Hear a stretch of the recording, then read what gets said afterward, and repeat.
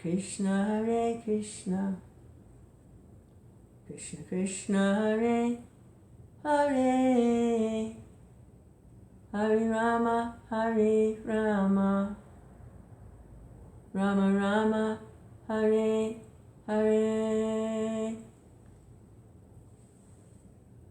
Read a verse or two from Srimad Bhagavad-gītā. Krishna, keep on track. Hare Krishna, Hare Krishna, Krishna Krishna, Hare Hare, Hare Rama, Hare Rama, Rama Rama, Hare Hare. Translated with commentaries by His Divine Grace, A.C. Bhaktivedanta Swami Prabhupada. Oh, Krishna.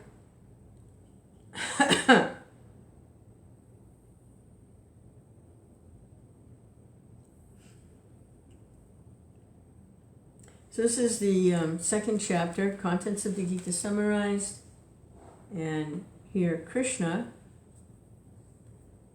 Supreme Personality of Godhead, manifest in a human form. Now, Krishna is transcendental to the material world. So he's appearing in a human form. He can do that. Like he can appear as the deity in the temple. Looks like he's made out of marble or stone. But it's Krishna. That's Krishna. And he's approached by devotional service. And Krishna appears in his holy name. So it's an incarnation in sound. Krishna, Hare Krishna, Hare Rama. But 5,000 years ago, Krishna, the same Krishna who appears as a deity in the temple, who appears in the sound vibration, appeared in a human-like form. And walked among people and did things. And so he can do that. He doesn't do it very often, the human-like form thing.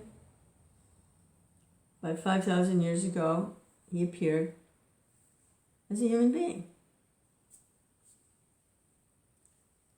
Not an ordinary human being, he's pretty extraordinary. Not everyone even recognized that he was the Supreme Personality of Godhead, for one reason or another. But he was. Just like if somebody goes to the temple and they see the deity in the temple and they're completely material conscious, they'll just see some like statues or something. They won't. That's an incarnation of God. Looks like some statues with some flowers on them and stuff.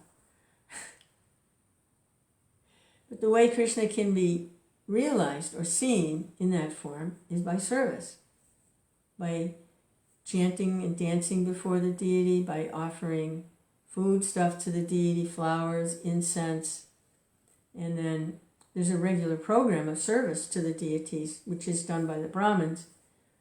They wake them up, they put them to sleep, they dress them, they bathe them. And this is how Krishna, appearing in the deity form, can be realized by service. So that same Krishna appeared as a human being. I mean, if he can appear in marble and stone, why can't he appear in so-called flesh and blood? Why not? He's appearing in marble and stone. He's appearing in sound. Why can't he appear in what looks like a human form? Why not? Hare Krishna, Hare Krishna, Krishna, completely transcendental and not bound by the material form or the material nature.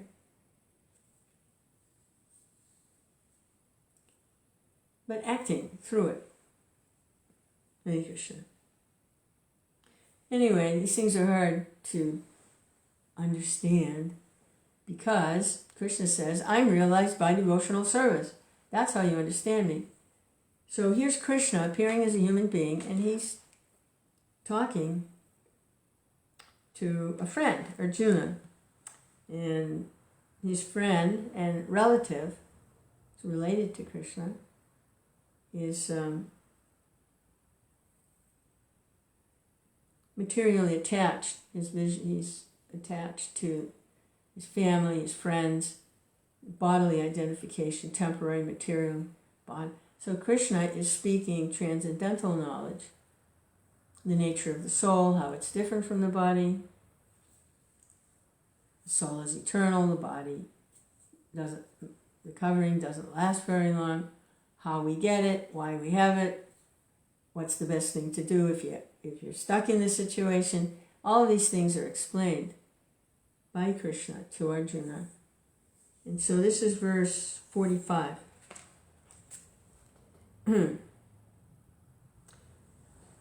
Trai-guṇya-viṣayā vedā, nistrai-guṇyo bhavārjuna, nirdzvandvo, nitya-sattva-stho, niryoga-kṣema ātmavān. The Vedas mainly deal with the subject of the three modes of material nature. Rise above these modes, O Arjuna. Be transcendental to all of them. Be free from all dualities and from all anxieties for gain and safety, and be established in the self. Okay, so there's a great art and science for being able to do that, but that's what needs to be done. Rise above the three modes of material nature. Become free from loss and gain, victory and defeat, fear, anxiety. Be established in the self. So Prabhupada's purport: all material activities involve actions and reactions in the three modes of material nature. All material activities involve actions and reactions. They are meant for fruitive results, which cause bondage in the material world. Bhagavad-gītā. A little Bhagavad-gītā for Thanksgiving dessert here. Hare Krishna. Arjuna, as a student and friend of Lord Kṛṣṇa, is advised to raise himself to the transcendental position of Vedanta philosophy, where in the beginning there's brahma-jignāsa, or questions on the Supreme Transcendence. All living entities who are in the material world are struggling very hard for existence. For them, the Lord, after creation of the material world, gave the Vedic wisdom, advising how to live and get rid of the material entanglement. When the activities for sense gratification, namely the karma-kāṇḍa chapter, are finished, then the chance for spiritual realization is offered in the form of the Upanishads, which are part of different Vedas, as the Bhagavad-gītā is part of the fifth Veda, namely the Mahabharata.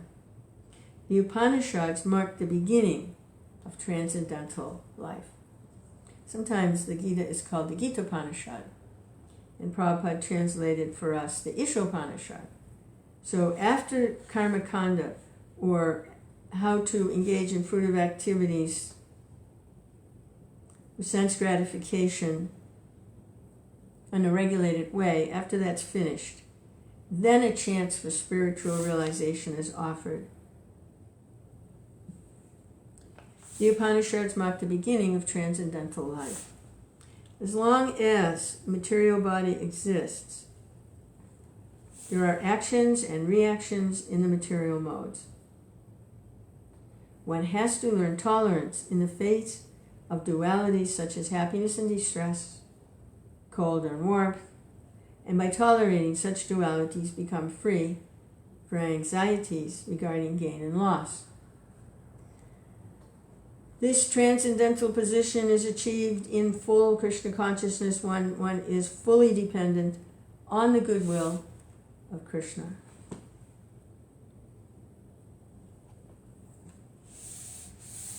Hare Krishna. Next verse. 46. Yavan arta udapane sarvata sampluto dake tavan sarveshu vedeshu ramanasya vijanata. All purposes that are served by the small pond can at once be served by the great reservoirs of water. Similarly, all the purposes of the Vedas can be served by one who knows the purpose behind them. So the purpose behind the Vedas is by all the Vedas, I am to be known as Krishna.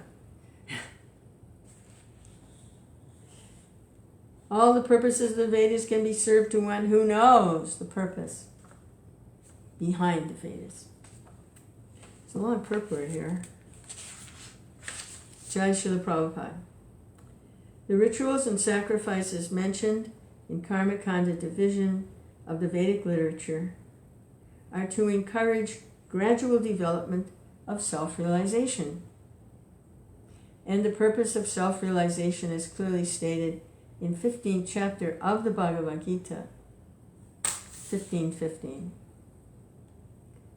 The purpose of studying the Vedas is to know Lord Kṛṣṇa, the primeval cause of everything. So, self-realization means understanding Krishna and one's eternal relationship with him. The relationship of the living entities with Krishna is also mentioned in the 15th chapter of Bhagavad-gītā. The living entities are parts and parcels of Krishna. Therefore, revival of Krishna consciousness by the individual living entity is the highest perfectional stage of Vedic knowledge. Living entities are parts and parcels of Krishna.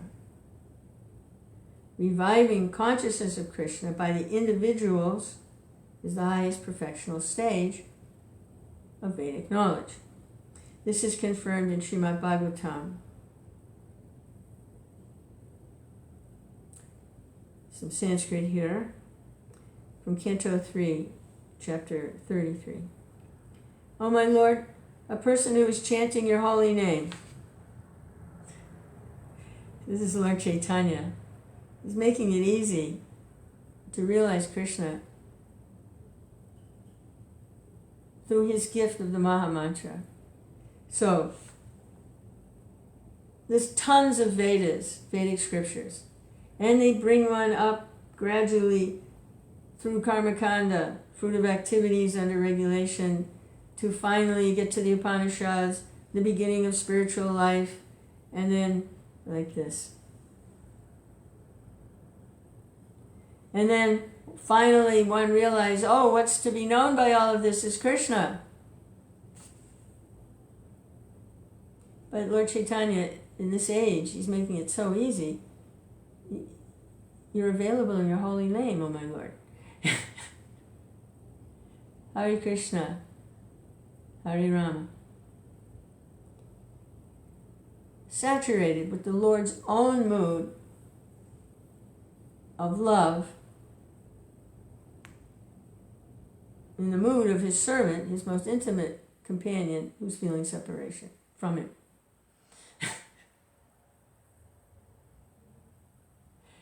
Hare Krishna. It's Kali Yuga. You need powerful stuff in this age. People are less intelligent, slow spiritually, easily distracted. Lifespan is short. Always arguing is always a problem. Shortages. It's a terrible age. So, the highest perfectional stage of Vedic knowledge is to know Krishna. And by Lord Chaitanya's mercy, it's available to everyone in the holy name. Hare Krishna, Hare Rama. So this Bhagavatam verse O my Lord, a person who is chanting your holy name, although born in a low family like that of a Chandala, dog-eater, is situated on the highest platform of self-realization. Such a person must have performed all kinds of penances and sacrifices according to Vedic rituals, and studied the Vedic literatures many, many times after taking his bath in all the holy places of pilgrimage. Such a person is considered to be the best of the Aryan family.